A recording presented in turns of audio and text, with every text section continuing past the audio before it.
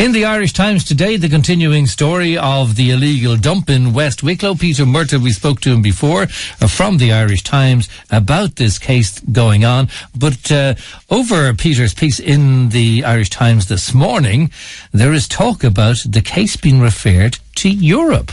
What exactly is this, and why the thinking around going to Europe in this particular case? Peter Murtagh rejoins us. Good morning, Peter. Good morning, Declan. How are you? Good morning to you. Just remind us what this case is about and why perhaps it should end up in Europe. Well, Europe's been involved, as it were, more or less all along in this case.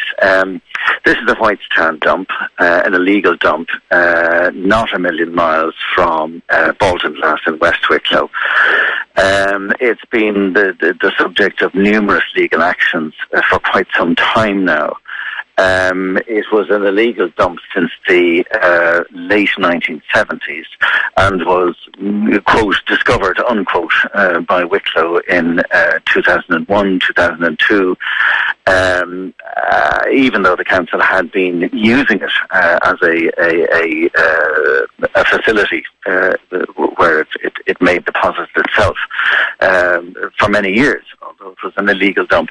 Anyway, various actions ensued. The current action is a carryover of something that ended in 2009, and in its current form, essentially what is going on is that Brownfield Restoration Ireland Limited, which owns the land at the moment, wasn't responsible for creating the dump, but knew about the dump when it bought the land, is suing Wicklow County Council, alleging that Wicklow has not, as the council promised to the High Court back in 2009, fixed up this site, remediated it, remediate is the word used, but hasn't fixed it up according to both Irish environmental law and European environmental law.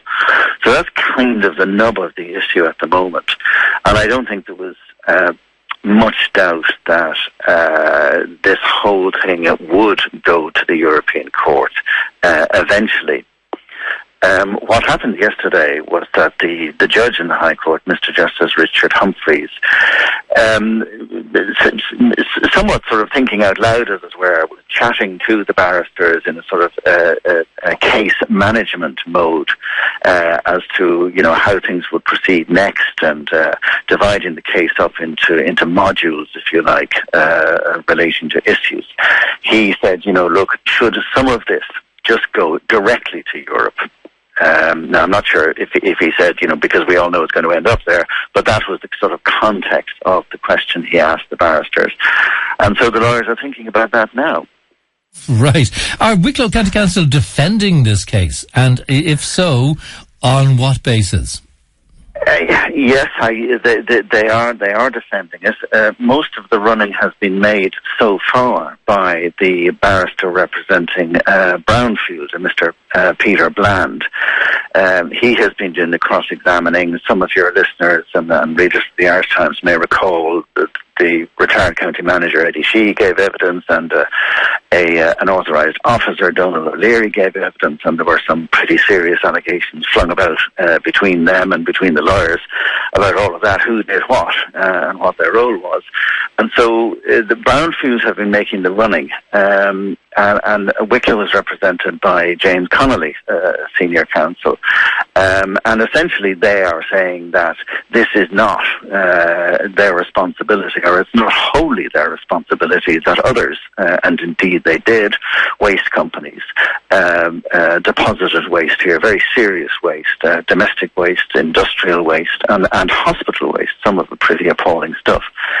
But really at issue at the moment is Wicklow went in 2009 and did a partial remediation by essentially topping off the dump and leaving it there. Now, since then, Brownfield have had it examined and have drilled into this dump, which is the largest illegal dump ever found in the state, by the way.